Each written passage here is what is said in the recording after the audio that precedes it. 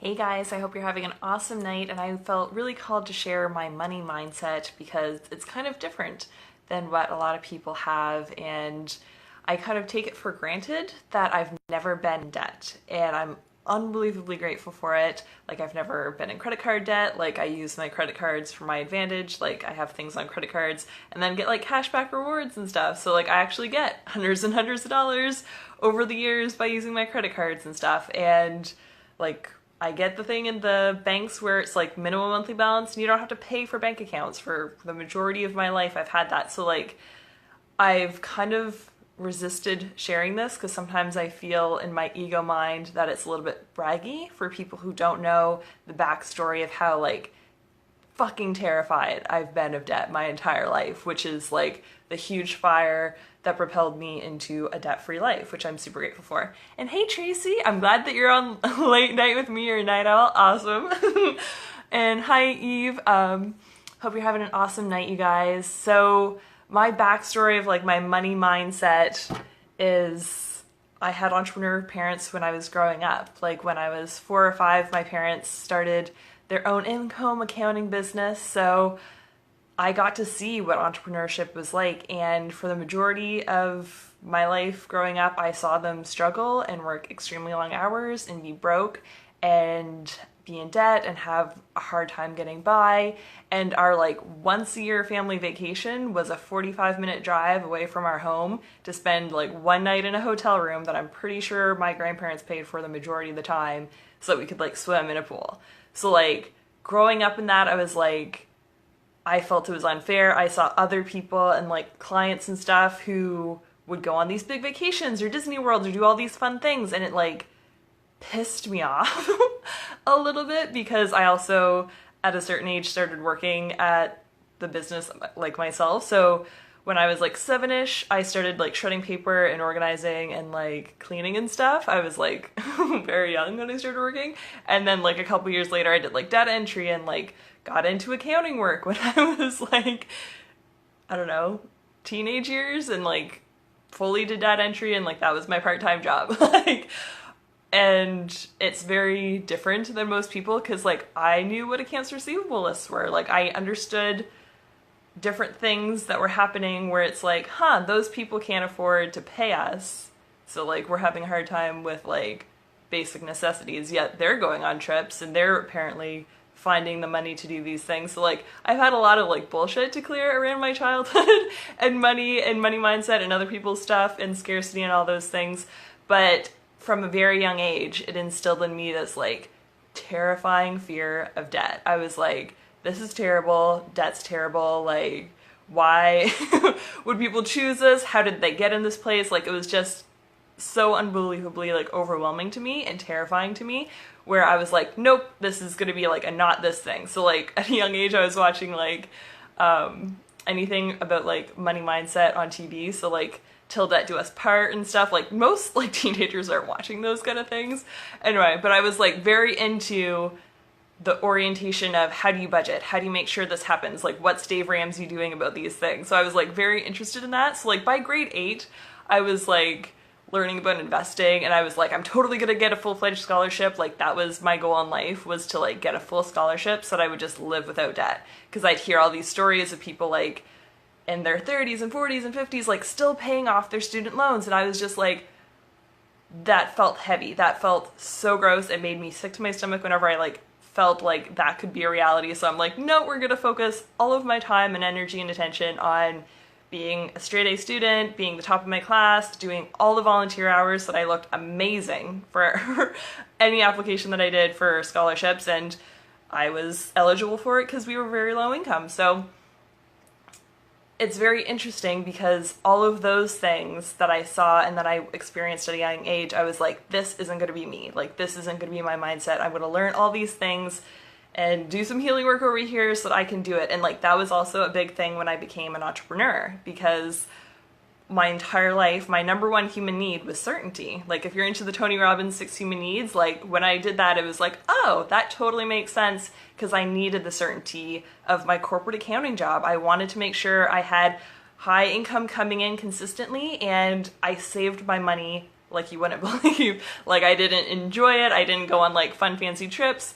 I just like saved it, and I was like frugal and didn't really go out to restaurants and stuff that often. Like very rarely spent on myself, would like do shopping once a year. Like didn't really like spending money.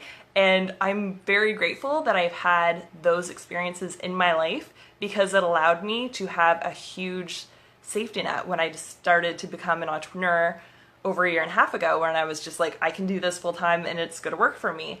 And it's allowed me over the past several years to invest in myself when I became aware of personal development and courses I could take and how I could invest in myself. So I was never into investing in like external things outside of me, like fancy trips or pretty cars or like clothes or decadent meals. Like I wasn't into that kind of spending. That never appeased me. And say hi to Sebastian.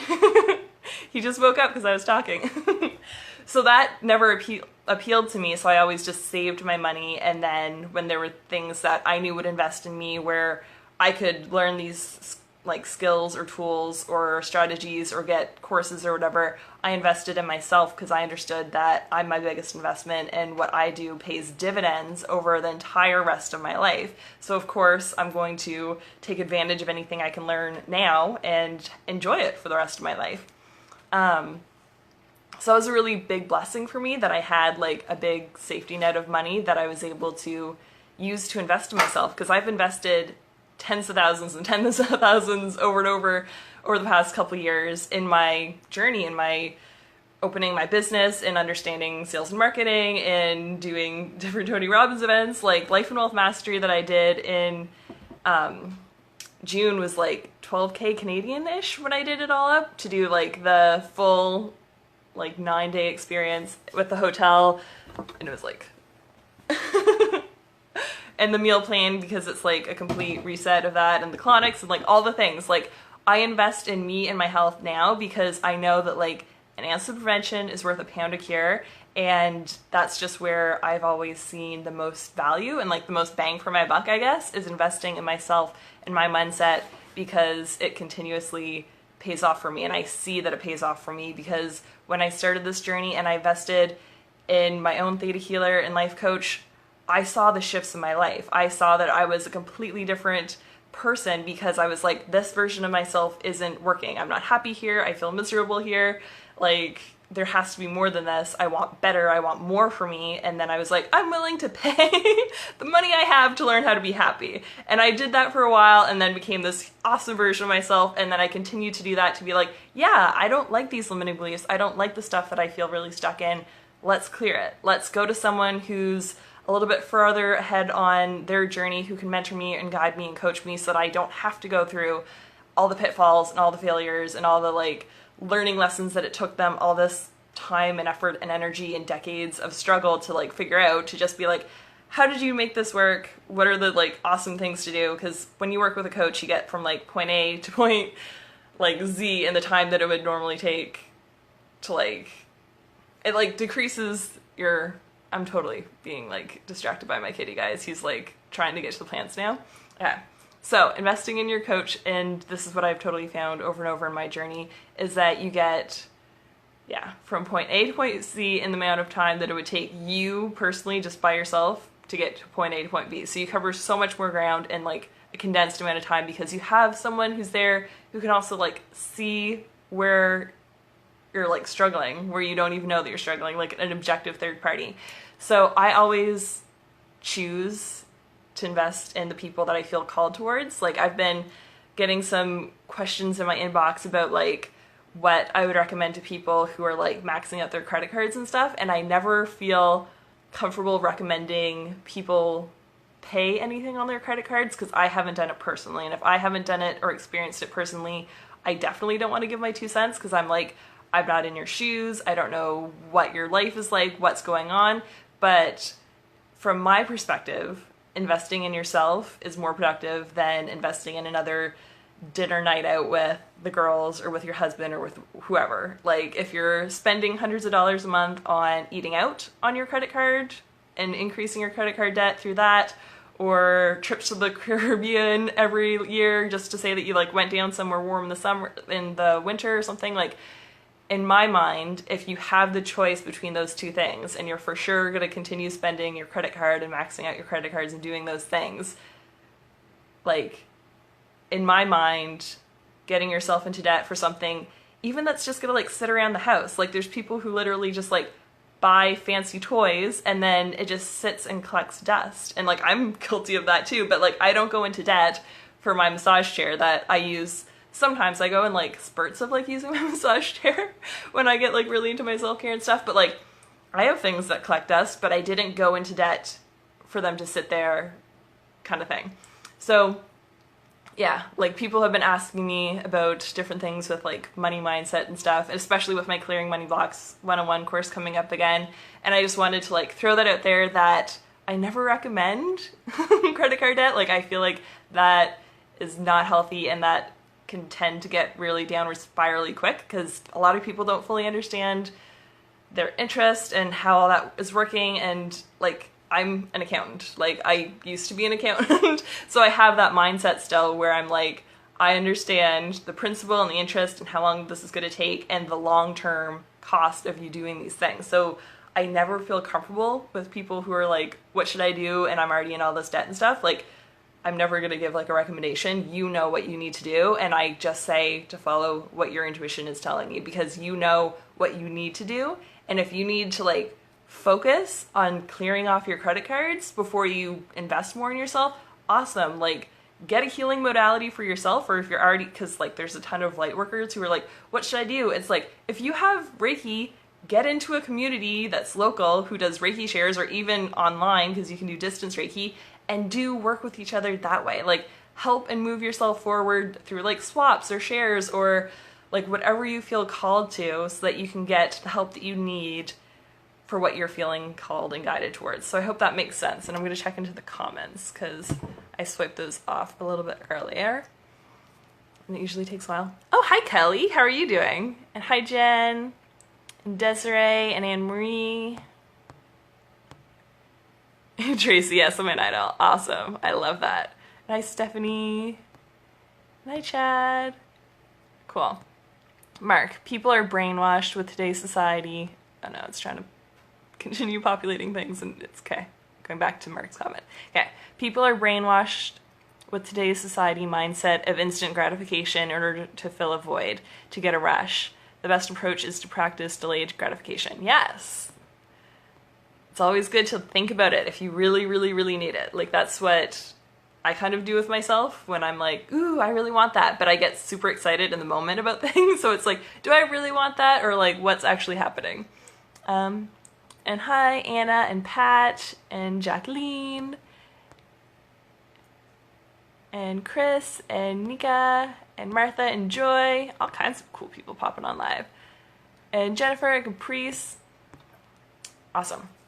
So I wanted to share that and just give you guys a little bit of perspective on not everyone is in credit card debt. Like, not everyone on this planet is in debt. Like, it seems like that, and a lot of people complain about it and they bitch about it and they vent about it and they're just in that energy, and it's not healthy to be like, I'm just getting by. Like, to continuously say out loud, I'm broke. Like, saying I'm broke will continuously manifest you being broke in your life.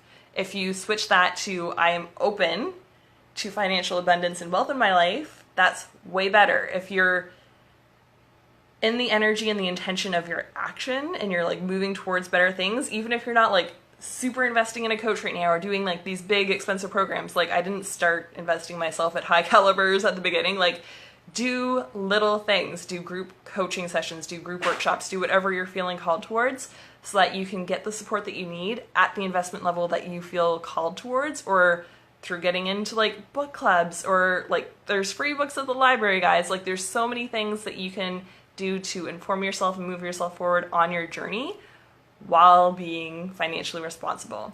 So just be mindful of what you're saying about yourself, because I find that that's something, like, I'm always very coach mindset of like hearing what people are saying about themselves, and it's like, when you say that you can't afford it, then you're always going to be in that energy of I can't afford it, instead of I can choose to use my money in a lot of ways. I'm prioritizing this. I could afford, like, if you went to a grocery store, you could probably afford everything, every one thing in the grocery store. You couldn't afford everything at the exact same time.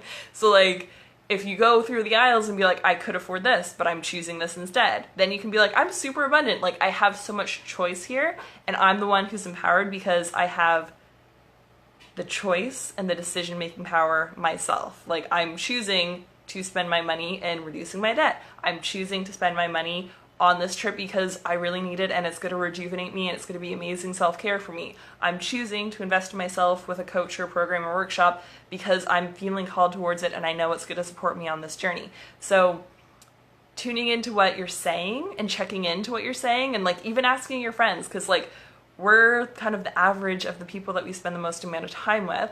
So if you check into your friends who also want to be a little bit more wealthy in their life and let go of like debt and junk and all the like financial stuff that's holding them back and their like lack mentality, you can even be like, hey, if we catch each other saying these things, then we're gonna like put $1 in a jar or do whatever so that you can have that peer accountability to also support you and move you forward. There's like so many ways that can support you on your journey.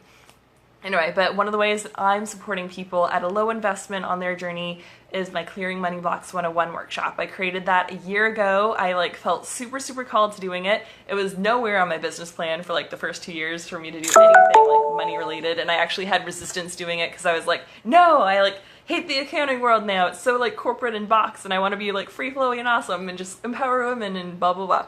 But it's an amazing way to empower women to get them out of that lack mentality, because excuses that hold people back are I don't have enough time or I don't have enough money. And over again, I hear people have those in different words. They're like, I don't have time because of my kids, or I don't have time because of, like, it's all the underlying subconscious belief that there's lack, that there's not enough time, that you're not an infinite being who's completely capable of doing incredible things in your life. It's that lack mentality that's underlying. So I just wanted to bring that awareness to you. So my Clearing Money Blocks 101 workshop is $50. I've been having it as like a digital copy for the past couple months because I haven't done it for at least 3 months now, but I'm doing it live this month. So you can tune in live. You can also ask your questions if you're not going to be able to catch it live and you want them on the replay. You can ask your questions beforehand to make sure that those things are going to be covered. You can ask them live if you tune in live. So that's going to be October 25th. That's a Thursday night at 8 Atlantic, so that's 7 Eastern, and it's going to be an hour and a half at least. Sometimes they've gone over because I like am a little bit of an overgiver and I love going into questions and helping people with everything that's coming up for them. So if you're feeling called to that, definitely reach out to me and we'll get you registered for it. And like, the main thing from this is do one thing that moves you forward so that you're not like in that lack mentality always and feeling stuck in it, because a little bit of momentum moves you so far over time. Like one baby step at a time creates this huge compounding effect. So don't feel overwhelmed by it all. Just like let go of like that ego voice that's telling you that it's terrible and keeping you in suffering. Just be like, this is my next baby step. This is what I feel called to do now. Maybe it's just like having coffee at home instead of at Tim Hortons or Starbucks, and just like saving a little bit of money that way. Just like celebrate your successes for what you're feeling called towards, and that'll help you so much with your money mindset and feeling more abundant. And I could go on and I want to talk about more things. So I'll make more videos before my workshop about money mindset and stuff. But I'm wishing you guys so much love and light and hope you have an awesome night. Bye.